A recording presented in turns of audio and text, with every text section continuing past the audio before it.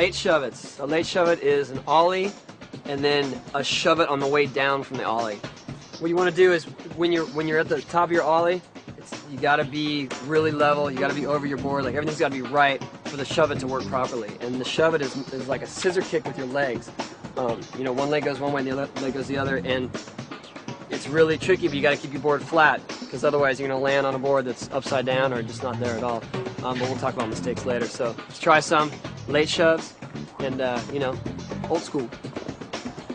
As you level out your ollie, kick your back foot towards your toes and start the board spinning. Simultaneously kick your front foot toward your heel and downward.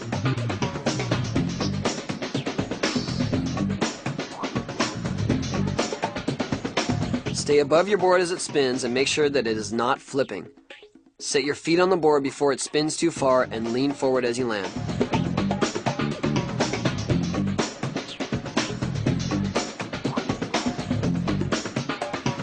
A lot of problems can happen with late shove-its. One of the biggest problems is leaning back as you're about to land, and you end up either with your back foot off, or you just end up in a wheelie, or you just end up shooting out and landing on your back. The way to overcome that is to just make sure you're really hovered over your front foot as you're coming down. The board will flip once you throw it into a shove-it. That is caused by your feet not being flat as you go to the shove-it. So maybe your ollie's off a little bit, maybe you're more on your toes or on your heel, but it's real easy. It just happens like that. You go to shove it and the thing just flops over and you end up landing primo sometimes, which I had a good example of. And that's your friendly trick tip for today.